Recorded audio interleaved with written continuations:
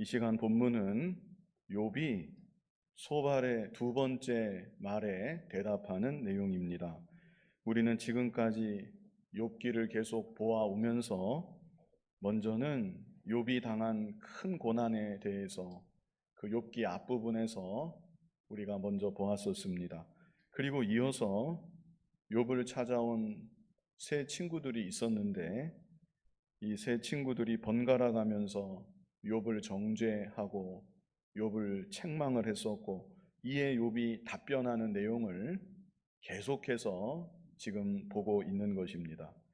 지금까지 진행되어 온 친구들과 욥의 대화, 그 순서를 다시 말씀드리면, 먼저는 엘리바스가 욥에게 말을 했고, 이에 욥이 답변을 했고, 이어서 빌닷이 욥에게 말을 했고 욥이 답변을 했고, 또 소발이 욥에게 말을 했고 욥이 답변을 했습니다. 이렇게 첫 번째 대화의 주기가 끝이 났었고요. 그리고 다시 엘리바스로 돌아가서 엘리바스가 두 번째로 욥에게 말을 했고 욥이 답변을 했고, 빌닷이 두 번째로 욥에게 말을 했고 욥이 답변을 했고, 그리고 소발이 두 번째로 말하는 내용이 바로 욥기 20장이었습니다. 그 욥기 20장 제일 위에 소발의 두 번째 말 이렇게 쓰여 있지요. 소발의 두 번째 말이 욥기 20장이었고요. 이제 오늘 본문은 말씀드린 대로 소발의 두 번째 말에 대한 욥의 답변입니다.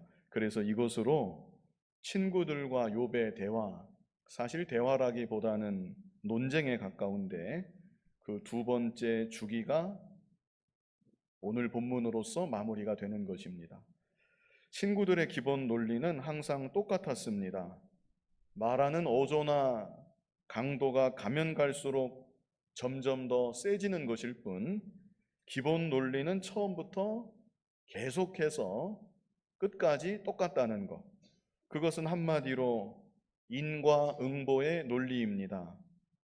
악인은 벌을 받는 것이고 의인은 상급을 받는 것이다.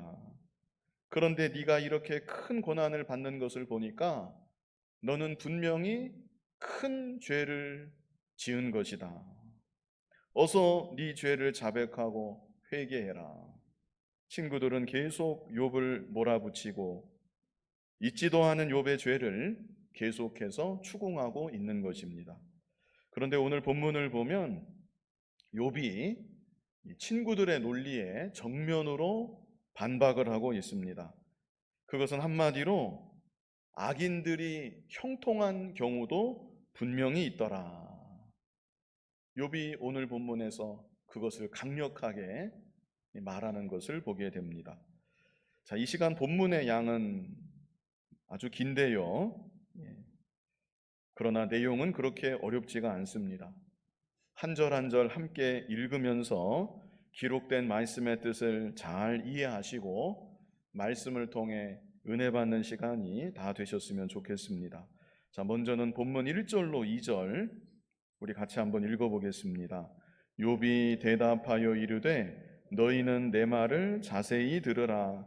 이것이 너희의 위로가 될 것이니라. 자, 욥이 친구들에게 이제 대답을 하면서 제일 먼저 하는 말이 내 말을 자세히 들으라 이렇게 부탁을 합니다. 그리고 또 하는 말이 이것이 너희의 위로가 될 것이니라. 지금 친구들은 욥의 죄를 추궁하고 욥의 죄를 찾아내려고 혈안이 되어 있습니다. 그런데 너희가 내 말을 자세히 들으면 그것이 바로 너희의 마음의 위로가 될 것이다. 나를 정죄하고 몰아세우느라 너희의 마음에도 평안이 없을 텐데 너희도 역시 심적으로 힘들고 괴로울 텐데 내 말을 잘 듣고 보면 그런 너희의 마음이 평안을 얻게 될 것이다. 이렇게 욥이 말하고 있는 것입니다. 자, 그리고 이어서 3절 같이 한번 읽어보겠습니다. 나를 용납하여 말하게 하라. 내가 말한 후에 너희가 조롱할지니라. 사실 친구들은 욥을 생각할 때 너무나 파렴치한 사람으로, 그동안 아주 거룩한 사람인 줄 알았는데 이렇게 큰 고난 당하는 거 보니까 이거 보나마나 큰 죄인이거든요. 아주 파렴치한 사람으로, 아주 질이 나쁜 죄인으로 친구들은 그렇게 욥을 취급하고 있습니다. 그런 친구들의 마음을 잘 알기 때문에 나를 용납하여 말하게 하라. 처음부터 아예 귀를 닫아버리지 말고 내 말이 다 끝나기도 전에 나를 정죄하고 책망하려고 달려들이지 말고 내가 좀 하고 있는 말 다 할 수 있도록 나를 좀 용납해 줘라. 이렇게 욥이 말을 하는 것입니다. 그리고 또 하는 말이 내가 그렇게 말한 후에 너희가 조롱할지니라. 조롱을 하더라도 일단 내 말을 다 들어보고 그리고 나서 조롱을 해라. 이렇게 욥이 말하고 있는 것이죠. 그래서 내 말을 좀 잘 들어봐라. 이렇게 부탁을 하는 것입니다. 4절 같이 한번 읽어보겠습니다. 나의 원망이 사람을 향하여 하는 것이냐? 내 마음이 어찌 조급하지 아니하겠느냐?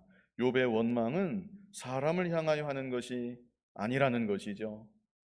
욥은 지금 하나님을 향하여서 하나님, 왜 저에게 이런 고난을 주셨어야 되는 것입니까?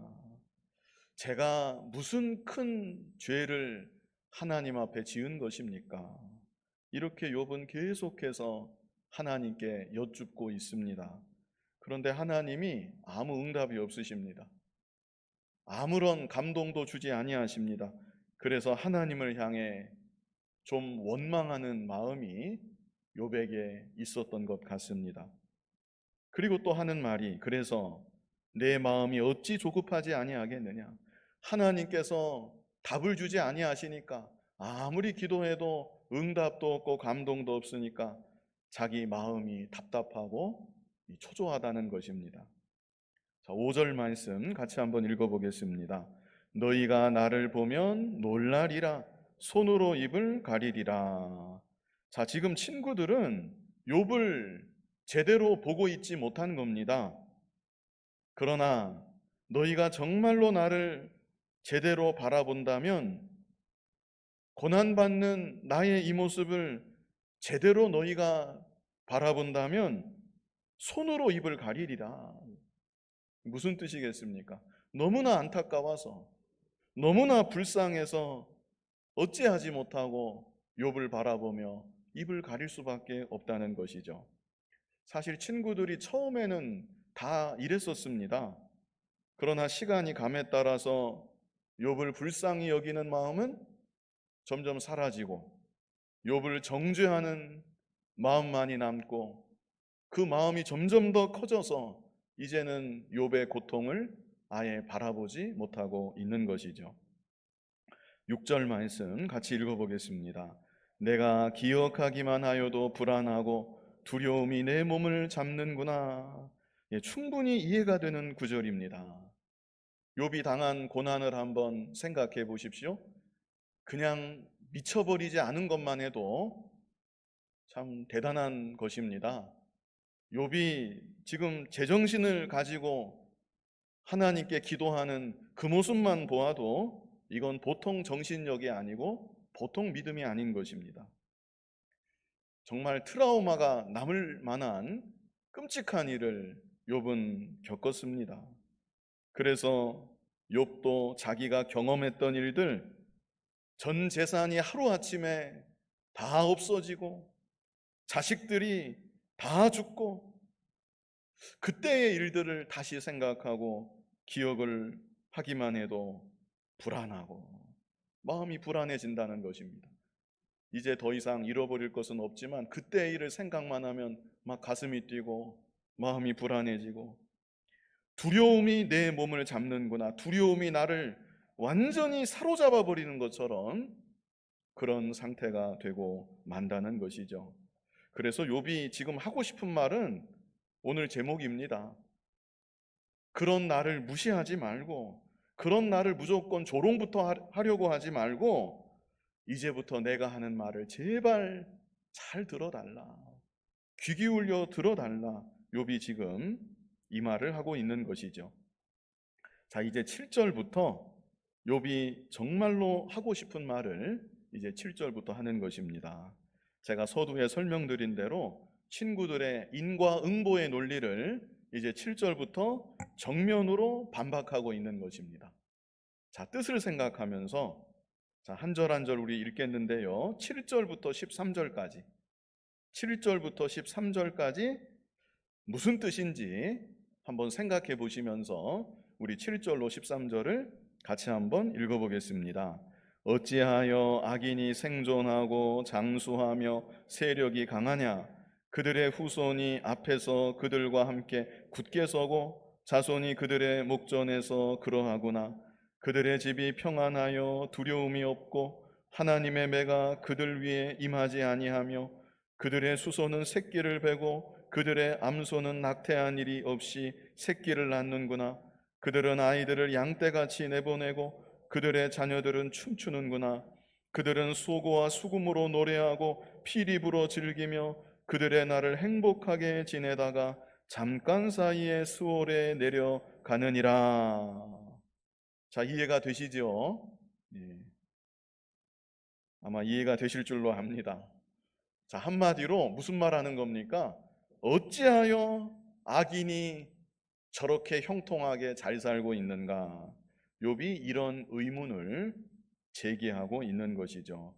자, 한 절 한 절 다시 보면요. 7절에 어찌하여 악인이 생존하고 그랬죠? 어찌하여 악인이 이렇게 죽지도 않고 살아남을 수 있습니까? 그것만 봐도 신기한데 생존할 뿐 아니라 그 다음에는 뭐라고 말해요? 장수하며 장수까지 합니다. 명도 길어요. 겨우 살아남는 정도가 아니라 장수하며 그 다음에는 또 뭐라 그럽니까? 세력이 강하냐. 명만 긴 게 아니라 이거는 살아가는 날 동안 번성하고 창대하고 부흥하고 하는 일마다 잘 되는 것입니다. 그런데요, 당대에만 이런 게 아니라는 것입니다. 8절에 뭐라고 했습니까?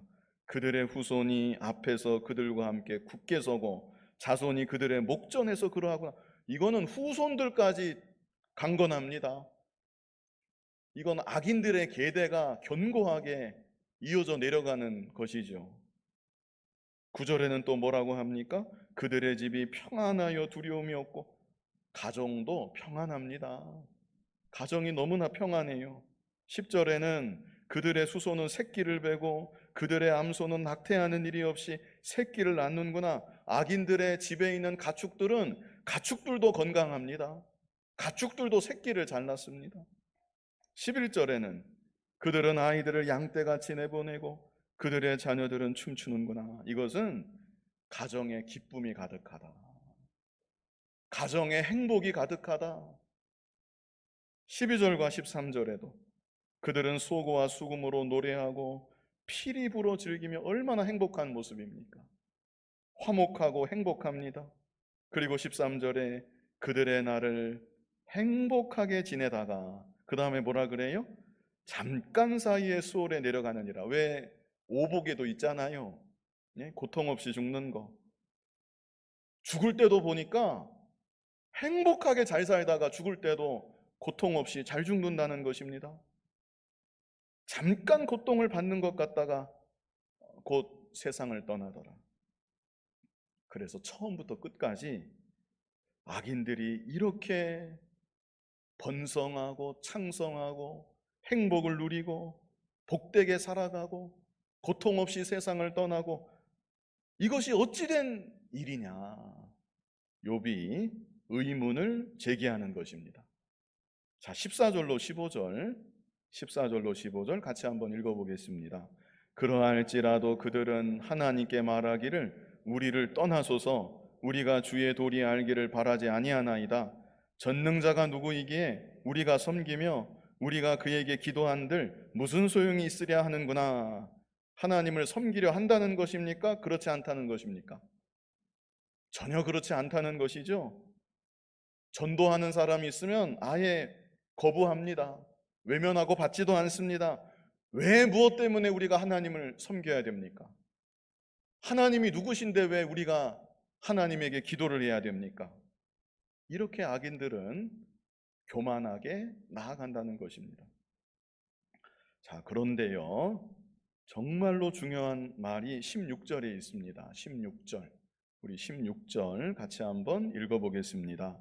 그러나 그들의 행복이 그들의 손안에 있지 아니하니 악인의 계획은 나에게서 멀구나. 이 16절이 참 중요한 구절입니다.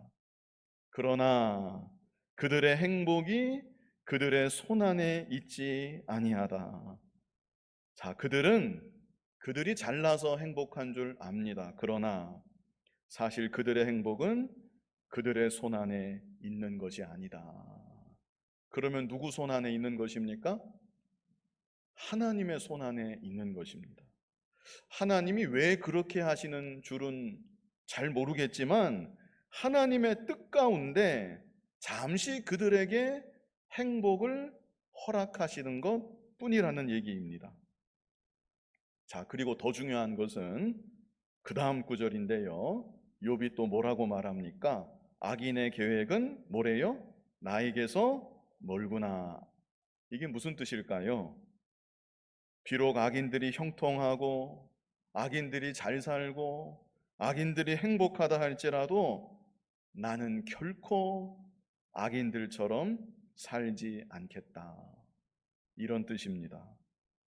비록 믿음을 지키다가 고난을 받고 알 수 없는 고통 속에 몸부림치고 있고 지금도 과거의 일만 생각하면 마음이 불안해지고 두려움이 온몸을 짓누르지만 그렇다고 해도 나는 악인처럼 살 마음은 추호도 없습니다.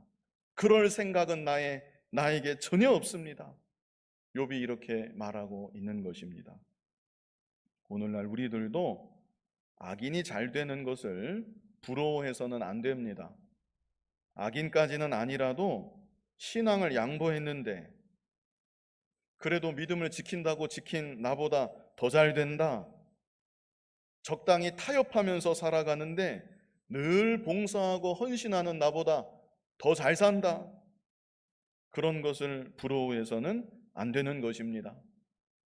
비록 고난이 있을지라도 어려움이 있을지라도 고통이 따를지라도 믿음으로 살아가는 이 길이야말로 하나님께서 진정으로 인정하시고 하나님께서 진정으로 기뻐하시고 마침내 상급 주시고 영원한 복으로 갚아주시는 길인 줄로 믿고 우리는 흔들림 없이 끝까지 믿음으로만 걸어가야 되는 것입니다.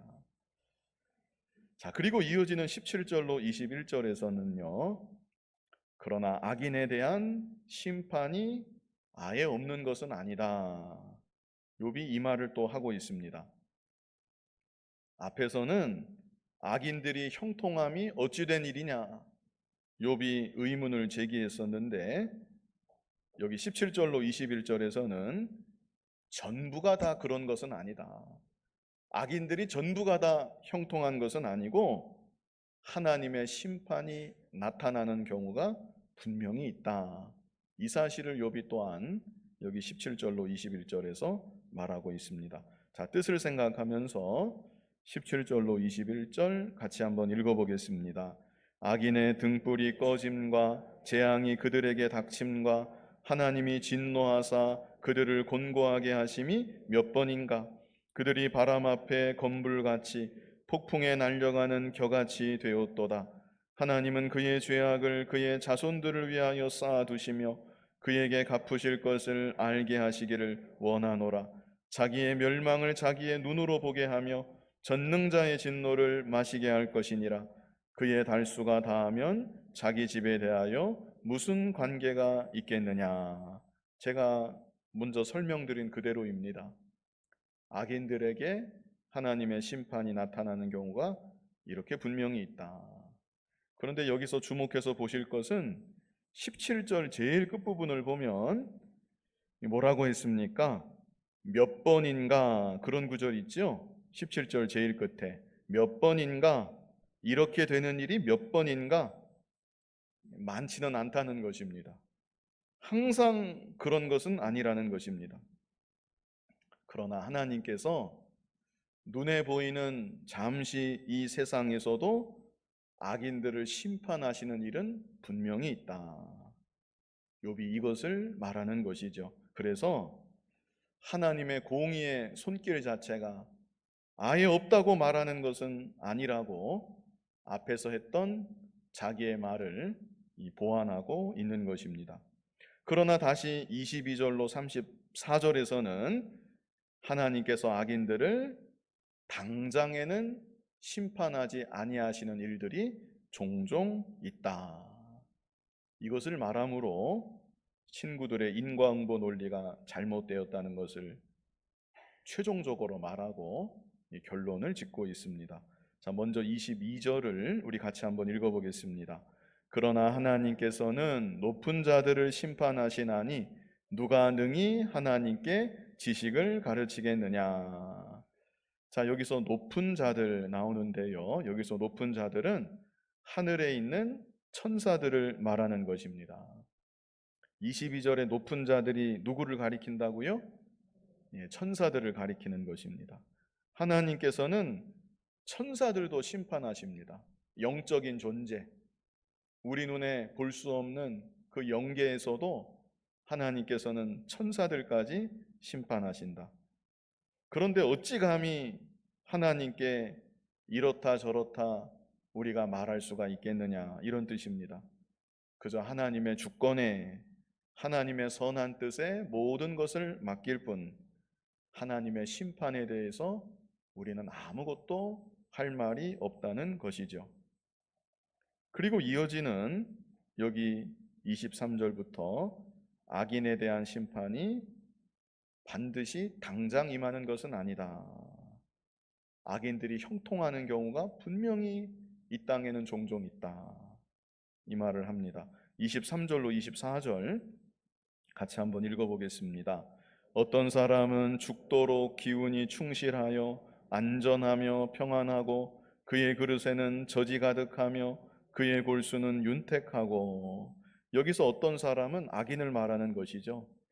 그런데 악인은 살아가는 날 동안에도 강건했고 죽도록 기운이 충실하다. 끝까지 기운이 충실하다. 안전하며 평안하고 그릇에는 젖이 가득하고 골수는 윤택하고, 이런 일들이 이 세상에는 분명히 있다는 것이죠. 그리고 25절, 우리 25절 같이 읽어보겠습니다. 어떤 사람은 마음에 고통을 품고 죽음으로 행복을 맛보지 못하는도다. 반면에 어떤 사람은 살아가는 날 동안에도 고생을 하고 죽는 날까지 고통을 품고 죽음으로 행복을 맛보지 못한다. 행복을 누리지 못하는 정도가 아니라 아예 행복의 맛도 보지 못하고 그렇게 이 세상을 떠나는 사람들도 있다는 것이죠. 이것만 보면 참 얼마나 불공평해 보이는 일인지 모릅니다. 이어지는 26절 같이 한번 읽어보겠습니다. 이들이 매 한 가지로 흙 속에 눕고 그들 위에 구더기가 덮이는구나. 그러나 죽고 나면 다 마찬가지라는 것입니다. 잠시 지나가는 인생인데 잠시 지나가는 동안 행복하게 살았어도 그저 그런 것이고, 행복하지 못하게 살았어도 그저 그런 것이고, 순식간에 지나가는 인생이고, 지나가고 나면 다 허무한 것이다. 똑같은 것이다. 지금 이런 말을 욥이 하는 것입니다. 그 솔로몬이 쓴 전도서에도 이런 비슷한 구절들이 여러 번 나옵니다. 이제 27절로 34절에 이제 본격적으로 친구들의 논리를 욥이 정면으로 반박합니다. 자, 27절로 28절 같이 읽어보겠습니다. 내가 너희의 생각을 알고 너희가 나를 해하려는 속셈도 아노라. 너희의 말이 귀인의 집이 어디 있으며 악인이 살던 장막이 어디 있느냐 하는구나. 지금까지 욥이 쭉 이런 사례 저런 사례 말한 다음에 이제 친구들에게 정면으로 반박하는 것입니다. 친구들은 인과응보의 논리로 계속해서 욥을 공격했습니다. 여기 28절에 친구들의 말을 인용한 것인데 너희의 말이 귀인의 집이 어디 있으며 악인이 살던 장막이 어디 있느냐 이렇게 욥에게 물어봤던 것이죠. 여기서 귀인은 교만해서 악하게 살아가는 귀인을 말합니다. 그런 자들의 집이 지금 어디 있느냐? 다 망해서 찾아볼 수 없다는 겁니다. 악인이 살던 장막이 어디 있느냐? 다 심판을 받아서 그런 자들 자취조차 찾을 수 없지 않느냐? 친구들이 욥에게 이렇게 말을 하면서 그러니 죄를 지은 너도 이렇게 큰 고난을 받는 것이다. 앞으로 자취조차 너의 흔적조차 남지 않을 그런 큰 시련을 너는 지금 당하고 있는 것이다. 친구들이 이렇게 공격했던 것이죠. 그러나 29절을 보면 우리 29절 같이 읽어보겠습니다. 너희가 길 가는 사람들에게 묻지 아니하였느냐? 그들의 증거를 알지 못하느냐? 이것은 그냥 보통 사람들도 인과응보에 대해서 회의적이라는 것입니다. 삶의 경험이다 그것을 말합니다. 지나가는 사람 붙잡고 한번 물어봐라. 너희들 인과응보의 논리를 그렇다고 받아들이는 사람이 어디 있느냐? 욥이 이 말을 하는 것이고요. 자, 30절 같이 읽어보겠습니다. 악인은 재난의 날을 위하여 남겨둔 바 되었고 진노의 날을 향하여 끌려가느니라. 자, 이것은 궁극적으로는 분명한 사실입니다. 그러나 31절 같이 읽어보겠습니다. 누가 능히 그의 면전에서 그의 길을 알려주며 누가 그의 소행을 보응하랴. 지금 당장은 그러나 그런 심판이 임하지 않는다. 이것을 욥이 말하는 것이고요. 그래서 32절 같이 한번 읽어보겠습니다. 그를 무덤으로 메어가고 사람이 그 무덤을 지키리라. 죽을 때도 잘 죽는다는 것입니다. 그래서 악인이 죽고 나서 장사를 잘 지내주는 사람들이 있고 죽은 이후에도 그 무덤을 지키리라. 죽은 이후에도 당분간 그 사람을 존경하는 일이 있다는 그런 의미입니다. 33절 같이 읽어보겠습니다. 그는 골짜기의 흙덩이를 달게 여기리니 많은 사람들이 그보다 앞서갔으며 모든 사람이 그의 뒤에 줄지었느니라. 그는 이미 저기 땅에 묻힌 사람입니다. 그는 골짜기의 흙덩이를 달게 여기리니 그 죽은 이후에도 무덤을 잘 꾸미고 무덤을 잘 지키고 있기 때문에 아마 무덤 속에서도 흙덩이를 달게 여길 것처럼 평안이 잘 있을 것처럼 그렇게 여겨진다는 그런 의미입니다. 그리고 이런 사람이 이렇게 죽고 나서 장사도 잘 되고 무덤도 잘 지켜주고 정말 결말까지도 하나님의 심판이 전혀 임하지 않은 것처럼 보이는 그런 사람이 한두 사람이 아니라 많은 사람들이 그보다 앞서갔으며 모든 사람이 그의 뒤에 줄지었느니라. 과거에도 이런 일들은 있었고 지금도 그런 일은 있고 앞으로도 그런 일들은 계속해서 많이 일어날 것이다. 그래서 인과응보의 논리, 이 세상에서는 그대로 적용되지 못하는 경우가 너무나 많지 않느냐. 욥이 이것을 말하는 것이죠. 그래서 최종적으로 34절 같이 한번 읽어보겠습니다. 그런데도 너희는 나를 헛되이 위로하려느냐? 너희 대답은 거짓일 뿐이니라. 사실 친구들은 욥을 위로하려고 하지 않았습니다. 그저 늘 하는 말이 너 어서 너의 죄를 자백하라, 회개해라. 그러면 하나님께서 너를 불쌍히 보실 것이다. 이런 말들을 위로라고 욥에게 해주었던 것입니다. 욥은 그런 말들을 두고 너희는 나를 헛되이 위로하려느냐. 인과응보의 논리가 자기에게는 그대로 적용될 수 없다는 것이죠. 너희 대답은 거짓일 뿐이니라. 또 욥의 말에 대해 반박을 하면서 친구들이 하는 말들도 다 거짓일 뿐이다. 이렇게 욥이 친구들의 논리를 정면으로 반박하는 것입니다.